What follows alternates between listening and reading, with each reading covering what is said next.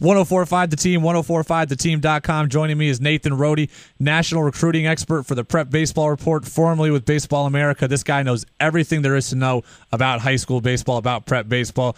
Nathan, Ian Anderson yesterday, Shenendehowa Rising Senior, plays at the Perfect Game All-America Classic. First off, tell us what this game really is and what his being selected to it really means. Being selected to the All-America game is certainly an honor for a high school kid. There's a couple of All-America games that happen each year, and being selected to one just shows that you're considered among the top high school baseball players in the country, depending on who's looking at you. But for the most part, it's a pretty good representation that you're among the elite in your sport. That game out at San Diego yesterday at Petco Park.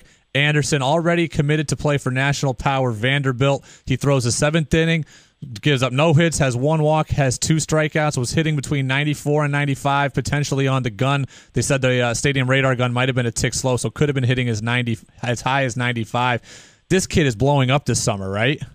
He absolutely is. You know, he was certainly a name that people were aware of going into the year.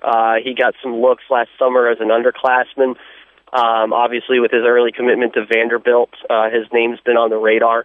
But he's certainly kind of reaching his potential this summer and showing us what his ceiling is, which is pretty high. We talked earlier in June about Garrett Whitley. If it wasn't for Whitley and being the number 13 pick in the draft, we could have already been talking about Anderson being a big draft prospect for next year, right? Absolutely. I mean, he's athletic.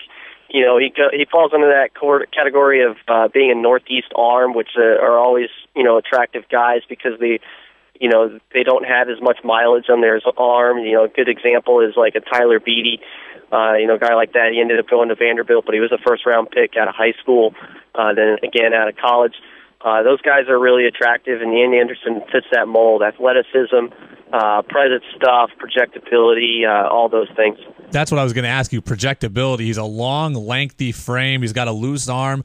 He's already hitting anywhere really between 91 and 94 consistently. And the thing that impressed me most yesterday, Nathan, was he had a breaking ball that was between 73 and 77 miles an hour. You're talking about a guy who used two different speeds on his off-speed pitch and had almost a 20-mile-an-hour difference. Is that something you see a lot, or is that really developed for a prep arm? He's definitely has advanced secondary stuff for a prep arm. You know, a lot of times with high school arms, we'll see flashes of it. They'll show the ability, but it's certainly inconsistent and still needs work. That's not to say that Ian Anderson has perfected it, but I would definitely say that his secondary stuff is advanced for a guy his age. Now, obviously, look, we're 10 months out from next year's MLB draft, but yesterday the Perfect Game All-America Classic kind of gave us a good preview of at least what it could look like on the prep side. A lot of those guys will be drafted, will be talked about. Do you think Ian Anderson is a guy who's already worked himself into potential first-round or day-one consideration for next season? Absolutely. I mean, obviously, you know, can't make any guarantees. Things fall into it like signability. He's obviously got a good option in Vanderbilt.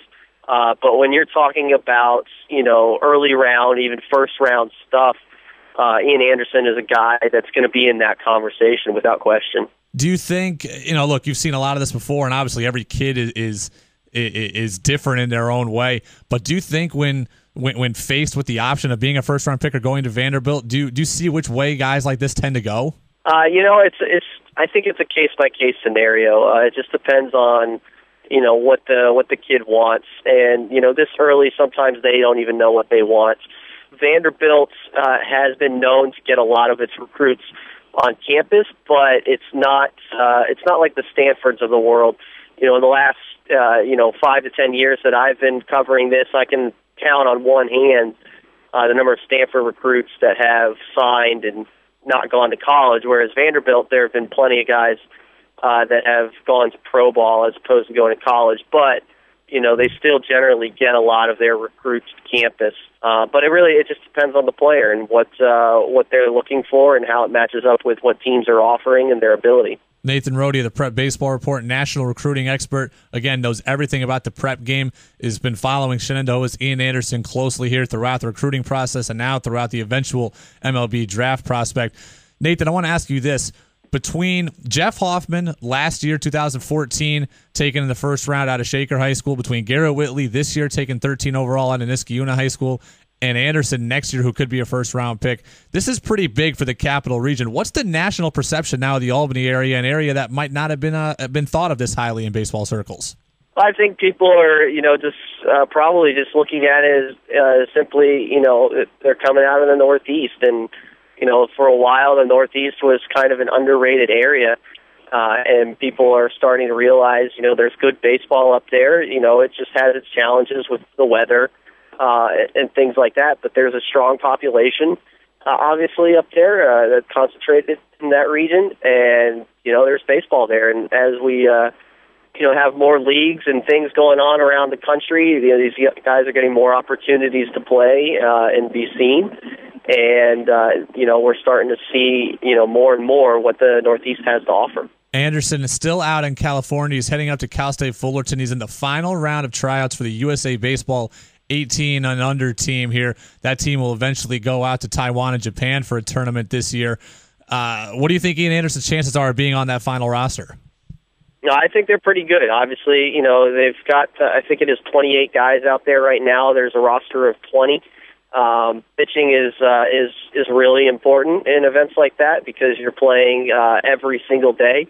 When you want regular rest for guys, you need to have plenty of arms. And obviously, Ian Anderson has been playing well this summer and showing good stuff, and he's already in that category of being one of the top arms in the country. So I don't see why he wouldn't be a pretty strong candidate to make that final cut. Ian Anderson, Shenendehowa rising senior, having an unbelievable summer. It culminates now in the USA Baseball tryouts. Yesterday, he was at the Perfect Game All-America Classic, threw a scoreless innings with 2 strikeouts between 91 and 94 miles an hour. Nathan Rohde, recruiting expert for the Prep Baseball Report, with us this morning here at 1045theteam.com. Nathan, I know you're in transit. I know you're on your way to the airport right now. Thanks for making some time with us this morning. No problem. Anytime.